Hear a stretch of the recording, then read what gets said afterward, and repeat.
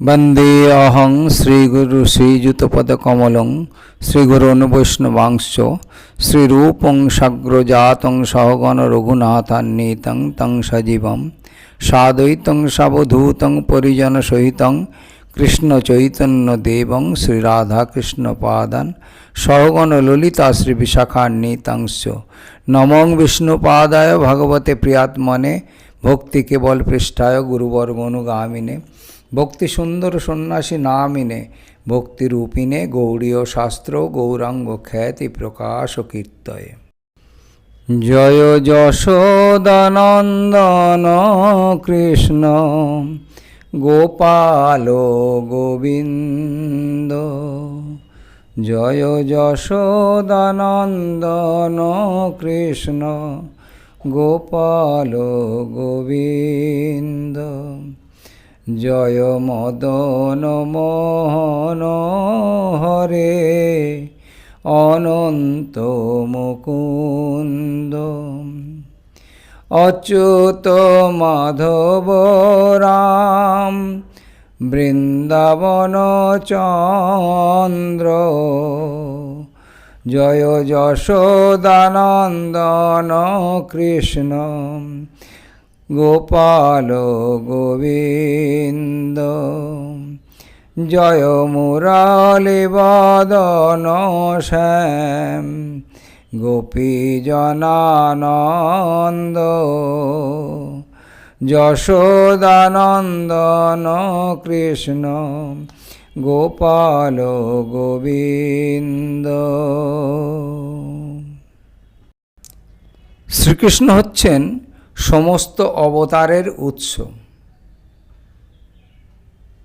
सृष्टिर आदिते परमेश्वर भगवान प्रथमे तार पुरुष अवतारे विराट रूपे निजेके प्रकाश करें एवं महतत्व अहंकार एवं पंच तन्मात्र आदि जड़ सृष्टिर समस्त उपादानगुली प्रकाश करें।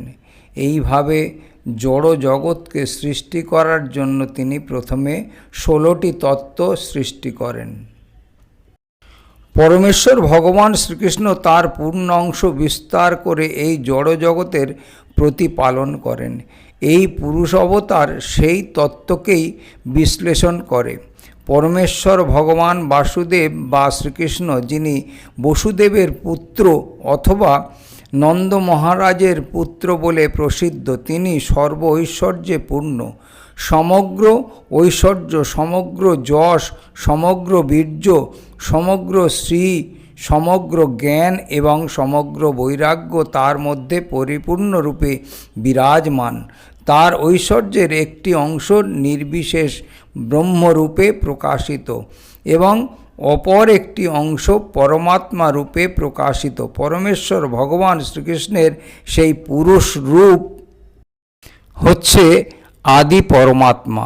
जड़ सृष्टिते तीनटी पुरुष रूप रयेछे जारा कारणोदकशायी विष्णु गर्भोदकशायी विष्णु एवं क्षीरोदकशायी विष्णु नामे परिचित। तादेर सम्बन्धे आमरा एके एके अवगत हब। कारणोदकशायी विष्णुर रोमकूप थेके अनंत कोटी ब्रह्मांडेर उत्पत्ति हय एवं प्रतिटी ब्रह्मांडे तीनटी गर्भोदकशायी विष्णु रूपे प्रविष्ट हन। निर्दिष्ट समये व्यवधाने এই जड़ जगतेर सृष्टि एवं तारपर ता आबार ध्वंस हये जाए। नित्यबद्ध जीवेदेर जन्य परमेश्वर भगवानेर परम इच्छार प्रभावे এই सृष्टि एवं ध्वंस साधित হয়। नित्यबद्ध जीवेदेर स्वतंत्रता बोध बा अहंकार रयेछे जार फले इंद्रिय सुख भोगेर प्रति आसक्त हये यदिओ प्रकृतपक्षे कोनो किछुई भोग करार क्षमता तादेर नेই। भगवानই हच्छेन एकमात्र भोक्ता एवं अन्य सब किछु हच्छे तार भोगेर विषया जीवेरा हच्छेन अधीन भोक्ता किन्तु तादेर स्वरूप विस्तृत हওয়ার फले नित्यबद्ध जीवेदेर प्रबल भोग बासनार उदय হয়। এই জড় জগতে জড় পদার্থ ভোগ করার সুযোগ বদ্ধ জীবকে দেয়া হয়েছে। আবার সেই যে সঙ্গে তাদের স্বরূপ সম্বন্ধে অবগত হওয়ার সুযোগও দেয়া হয়েছে। যে সমস্ত সৌভাগ্যবান জীব যথার্থ সত্য সম্বন্ধে অবগত হয়ে বহু জন্মান্তরের পথ বাসুদেবের চরণারবিন্দে শরণাগত হন, তাঁরা নিত্য মুক্ত আত্মাদের সঙ্গ প্রভাবে ভগবদ্ধামে প্রবেশ করার অনুমতি লাভ করেন। সেখানে প্রবেশ করার পর এই পরম সৌভাগ্যবান জীবকে আর এই জড় সৃষ্টিতে ফিরে আসতে হয় না। কিন্তু যারা এই স্বরূপগত সত্যকে উপলব্ধি করতে পারে না, তারা এই জড় জগতের প্রলয়ের পর মহত্তত্ত্বে লীন হয়ে যায়। তারপর যখন আবার সৃষ্টি হয় তখন তারা মহত্তত্ত্ব থেকে জেগে ওঠে। এই মহত্তত্ত্বে জড় সৃষ্টির সমস্ত উপাদানগুলি রয়েছে। এমনকি বদ্ধ জীবাত্মারাও এই মহত্তত্ত্বে রয়েছে মৌলিকভাবে। এই মহত্তত্ত্বকে 16টি ভাগে ভাগ করা হয়েছে, যেমন পঞ্চভূত এবং একাদশ ইন্দ্রিয়। মহত্তত্ত্ব অনেকটা নির্মল আকাশে মেঘের মতো চিন্ময় জগতের সর্বত্রই ব্রহ্ম জ্যোতির দ্বারা উদ্ভাসিত এবং সেখানে সব কিছুই চিন্ময় জ্যোতিতে উজ্জ্বল অন্তহীন বিরাট চিদাকাশের এক কোণে মহত্তত্ত্ব এসে জড়ো হয় এবং যে অংশ মহত্তত্ত্বের দ্বারা আচ্ছাদিত হয়ে পড়ে তাকে বলা হয় জড়জগৎ। মহত্তত্ত্বের দ্বারা আচ্ছাদিত এই অংশটি সমগ্র চিন্ময় জগতের তুলনায় অত্যন্ত নগণ্য। অথচ এই মহত্তত্ত্বের ভিতরেই অনন্ত কোটি ব্রহ্মাণ্ড রয়েছে। এই সমস্ত ব্রহ্মাণ্ডগুলির উৎপত্তি হয় কারণোদক সাই বিষ্ণু বা মহাবিষ্ণু থেকে, যিনি কেবলমাত্র জড়া প্রকৃতির প্রতি দৃষ্টিপাতের মাধ্যমে এই জড়জগৎকে সক্রিয় করেন। পুরুষ অবতারের এক অংশ গর্ভোদকে শয়ন করে যোগ নিদ্রা বিস্তার করেন। তার নাভি থেকে একটি পদ্ম বিকশিত হয় এবং সেই পদ্ম থেকেই প্রজাপতিদের প্রতি ব্রহ্মা জন্মগ্রহণ করেন। প্রথম পুরুষ অবতার হচ্ছেন কারণোদক সাই বিষ্ণু। তার রোমকূপ থেকে অনন্ত কোটি ব্রহ্মাণ্ডের প্রকাশ হয়। এই ব্রহ্মাণ্ডগুলির প্রতিটির ভিতর তিনি আবার গর্ভোদক সাই বিষ্ণুরূপে প্রবেশ করেন। ব্রহ্মাণ্ডের যে অর্ধাংশ তার দেহ নির্গত শ্বেত বিন্দুতে পূর্ণ হয়, সেখানে তিনি শয়ন করেন। এই গর্ভোদক সাই বিষ্ণুর নাভি সরোবর থেকে একটি পদ্ম প্রকাশিত হয়। সেটি হচ্ছে সমস্ত জীব এবং ব্রহ্মাণ্ডের কার্যকলাপ পরিচালনাকারী প্রজাপতিদের আদি পিতা ব্রহ্মার আবির্ভাব স্থান। সেই পদ্মের বোঁটায় রয়েছে 14 ভুবন এবং আমাদের এই ভূমণ্ডল তার মধ্যভাগে অবস্থিত। তার ঊর্ধ্বে রয়েছে উন্নত লোকসমূহ এবং সর্বোচ্চ লোক হচ্ছে ব্রহ্মলোক বা সত্যলোক। ভূমণ্ডলের নিচে রয়েছে 7টি পাতাল লোক, সেখানে অসুর এবং এই ধরনের অন্যান্য জড় জীবেরা বাস করে। গর্ভোদক সাই বিষ্ণু থেকে ক্ষীরোদক সাই বিষ্ণুর প্রকাশ হয়, যিনি হচ্ছেন সমস্ত জীবের পরমাত্মা। তাকে বলা হয় হরি এবং তার থেকে এই ব্রহ্মাণ্ডের সমস্ত অবতারের প্রকাশ হয়। এইভাবে 3টি রূপে পুরুষ অবতারের প্রকাশ হয়। প্রথমে কারণোদক সাই বিষ্ণু, যিনি মহত্তত্ত্ব আদি সমস্ত জড় উপাদানগুলি সৃষ্টি করেন।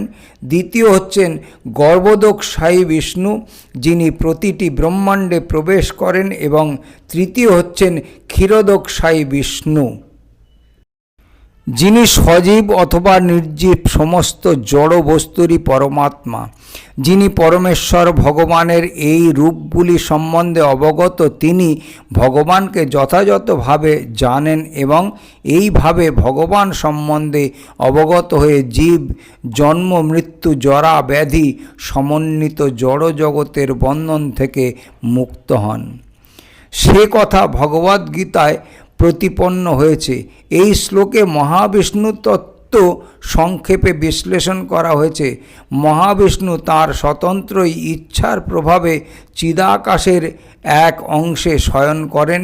এইভাবে তিনি কারণ সমুদ্রে শায়িত হন এবং সেখান থেকে তিনি জড় প্রকৃতির প্রতি দৃষ্টিপাত করেন ও তার ফলে তৎক্ষণাৎ মহত্তত্ত্বের সৃষ্টি হয়।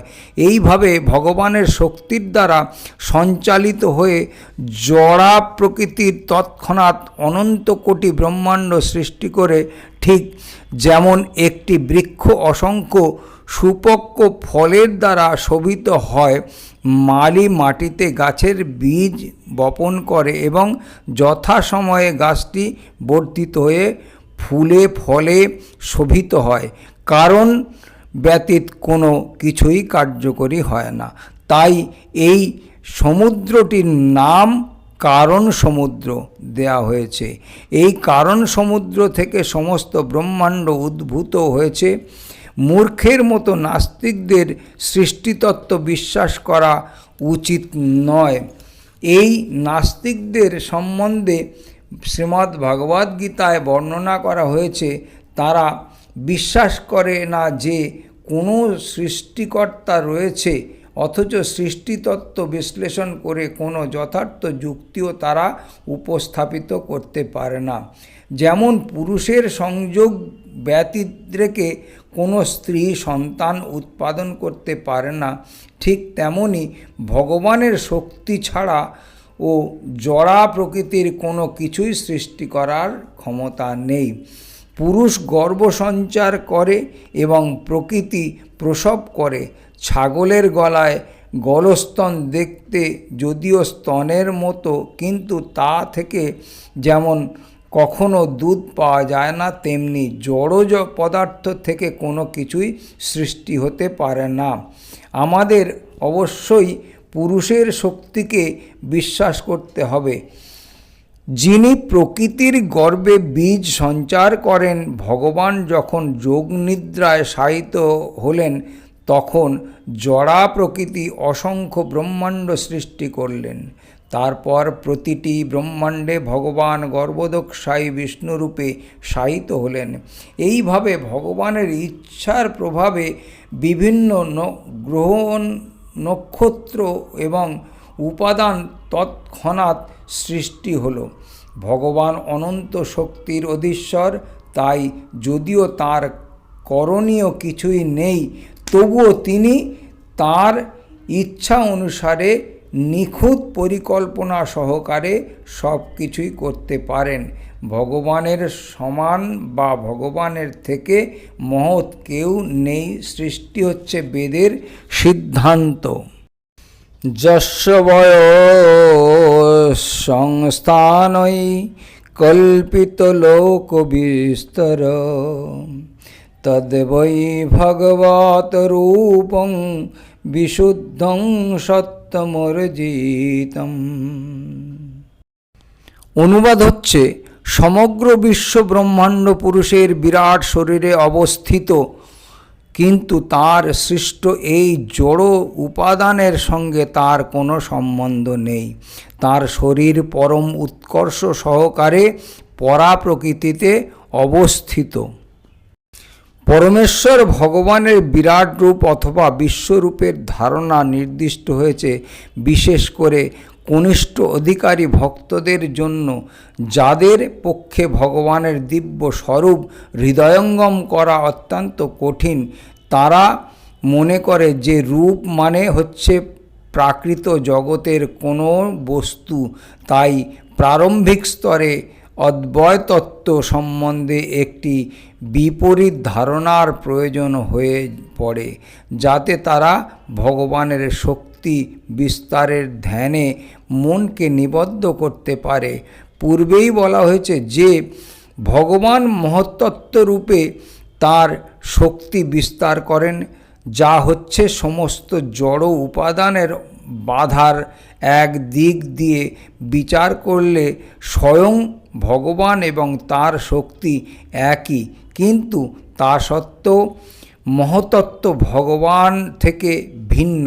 তাই ভগবানের শক্তি বা ভগবান স্বয়ং একাধারে ভিন্ন এবং অভিন্ন। তাই বিশেষ করে নির্বিশেষবাদীদের জন্য বিরাট রূপের ধারণা ভগবানের নিত্য রূপ থেকে অভিন্ন। ভগবানের নিত্য বিগ্রহ মহত্তত্ত্বের সৃষ্টির পূর্বেও বর্তমান ছিল এবং তাই এখানে জোর দিলে বলা হয়েছে যে ভগবানের নিত্য রূপ হচ্ছে জড়া প্রকৃতির অতীত, পরম উৎকর্ষ সমন্বিত চিন্ময় রূপ। ভগবানের এই দিব্য রূপ তার অন্তরঙ্গ প্রকৃতিতে প্রকাশিত হয় এবং তার অসংখ্য অবতার সমূহ সর্বদাই সেই অপ্রাকৃত স্তরেই প্রকাশিত এবং তারা কখনোই মহত্তত্ত্বের দ্বারা প্রভাবিত হন না। পশ্যন্তাদরূপম মদভ্রুচক্ষুষা সহস্রপাদরূভূজননাদ্ভূতম সহস্রমধুশ্রবণাক্ষিনাসিকং সহস্রমৌলম্বর কুণ্ডললোচত। অনুবাদ হচ্ছে, ভক্তরা তাদের বিজ্ঞান চক্ষুর দ্বারা পরম চমৎকার অসংখ্য হস্তপদ মুখ যুক্ত পুরুষের দিব্য রূপ দর্শন করেন। সেই শরীরে অসংখ্য মস্তক, কর্ণ, চক্ষু এবং নাসিকা রয়েছে।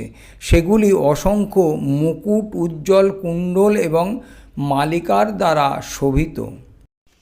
শ্রীমদ্ ভাগবতে শ্রীকৃষ্ণের বিরাট রূপের বিভিন্ন রূপের বর্ণনা এই পর্যন্ত। পরবর্তী লীলা পরবর্তী ভিডিওতে আস্বাদন করুন।